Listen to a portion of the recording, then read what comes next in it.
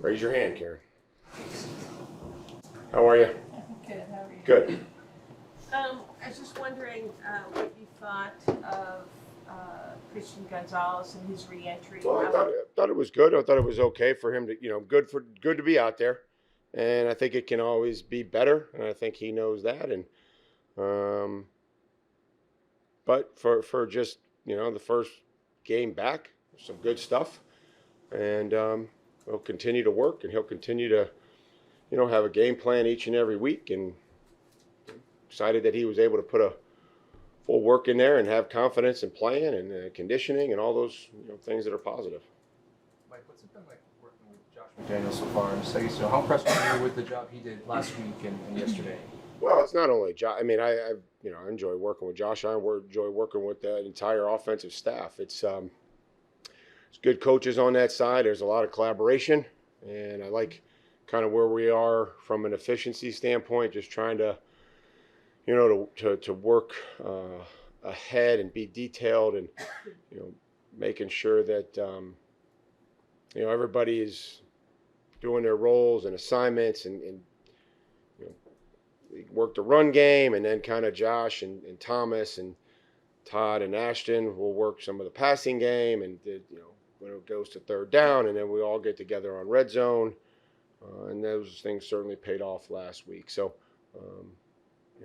been able to marry some plays, and when you can convert and you can string some drives together, or some plays together, then things look alike, and then that all complements. We've talked about that before, and when you just live in a 3-and-out world and you're not extending drives, it's hard to marry those plays.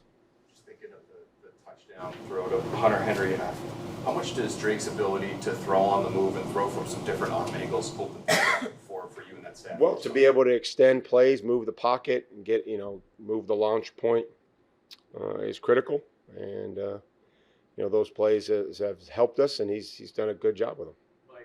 Giving Ramondre the carry on the first play of the game, and I think he had the most snaps among the running backs. Was that intentional by you guys? Well, no, not intentional, other than that he's, our first, second down back. He's the best protector, and it was good to see him be able to break one there. And if we finish one more guy, he probably scores. So, again, we're going to keep practicing ball security with every single player. And there's a lot of really good examples of guys protecting the guy with the ball, which I believe and I know is critical to our success. And, I think it was just good for us to play a good, clean game overall. After the game, you gave an acknowledgement to Pop about for his block, specifically on the Hunter Henry touchdown. Steph has talked to us a couple times over the last couple weeks about blocking. I'm wondering if you could speak to the importance of blocking at that position and how it can maybe be a difference maker. Well, when you don't block safeties in the National Football League, they make the tackle. And not only do they make the tackle, they usually inflict some kind of, blow delivery.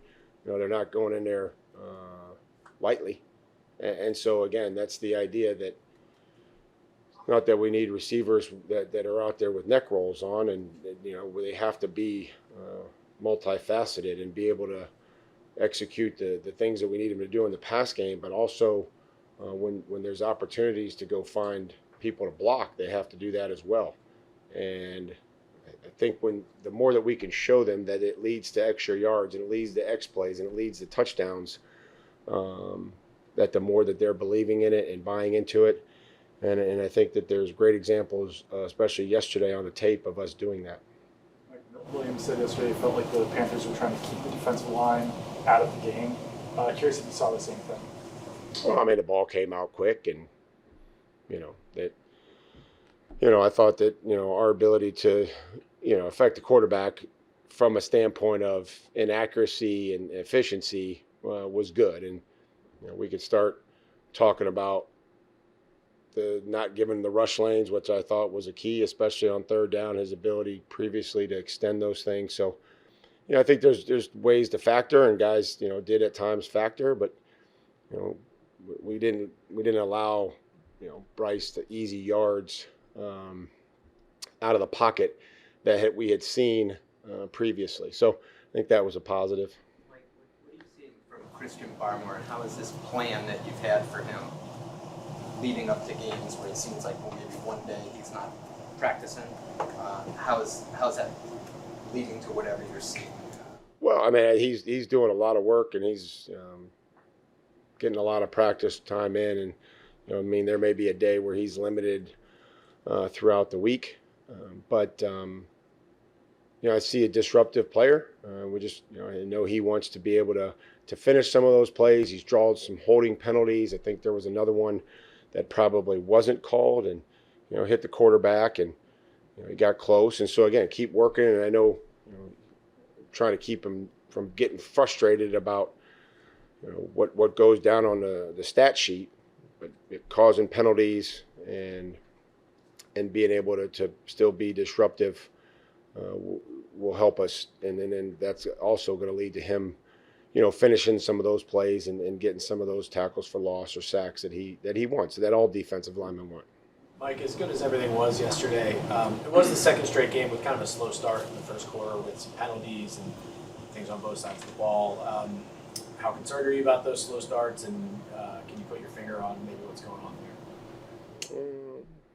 No, I mean, we want to start fast, and if we don't, I mean, there's a lot of game left. So there's games where we started fast and gave up some yards after that or whatever it may be. Just being ready to go. It sounds so, again, adjusting quickly to what they're doing offensively. I mean, what they're doing to us, when we're on defense, moving parts and just settling down, probably just settling down on their script and saying, hey, these are new formations that they hadn't previously shown, or these are new motions. Hey, let's settle down and then make a stop. And some of that, is our own doing. Some of it was, some new scheme plays. And then, I mean, I'm trying to think here, the special teams, I thought we did okay. We had, a hold 40 yards from the ball. We covered exactly what we talked about with the dirty kick and being able to, put those guys in a position to field it. Had a good return. Just unfortunate that they called the penalty that they did. Offensively, had a shot at the first third down. Didn't go that way. Didn't hit it. Timing, everything else. So, whether we start fast or we don't, we're still going to have to be really good for the rest of the, 3.5 quarters or whatever it ends up being. And, we'll keep working towards that and keep making that a priority. But I did like the fact that we answered, and like we talked about, it just takes one play, and it happened to be Marcus's yesterday, and everything kind of took off from there. Was this game good in terms of being kind of a message validator in terms of what you need to do to win, the no turnovers, playing to your Probably, yeah. I mean, I think you have to be able to see it, and then, we can coach them hard from that. And, when you win, it's, we just have to make sure that we're not allowing for things that we would in a loss, and making sure that all the things that we believe in, that we're doing. But certainly very complimentary performance, whether that's punting the ball down there, they catch it inside the 5-yard line. Schools goes down there sprinting 45 yards, comes to balance. Exact technique that we preach and talk about, comes to balance, makes a tackle inside the 5. We get a stop, we punt, we get the ball back, and then we score. So that's really what the idea is, and that's what we need to try to continue to do. Mike, on the fourth down completion to Diggs, can you shed some light on that one? Was that one where he has to adjust in real time as the route is developing or as the play is developing? I think not going to get into a whole lot of scheme here, Phil. So quarterback and receiver being on the same page. What did you see from some of the penalties related to defensive alignment? Is that an emphasis this year? Is it the officiating crews? Just line up on sides. It's pro football. When we talk about it in practice, and if go to the game, and I think the line of scrimmage, however they call it, that's where we have to be. And if they feel like we're too far in and it's too far to warn them to back up the next play, then it's what it is. We have to line up on sides and do business as business is being done. And if they're calling it tight, then there's no sense in complaining about it. Like you've mentioned special teams a few times. Marcus has returned the Bryce punt with Brendan down there. Punt returns this year, even before yesterday's game, and I think an all-time high through 3 weeks, 11.9 yards per return. We've seen a lot of block kicks, really swing games these first few weeks.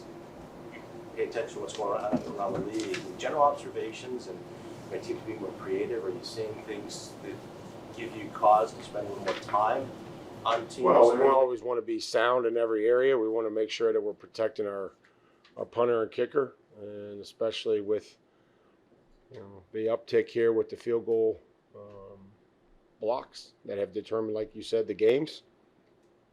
Just not taking anything for granted, whether that's an extra point, that's a short field goal. And then there's great athletes as punt returners. And, ball placement is critical. The coverage lanes and all those things are critical. You saw what happened to us against Miami. But then also we were able to kind of come back and, have a great day in punt return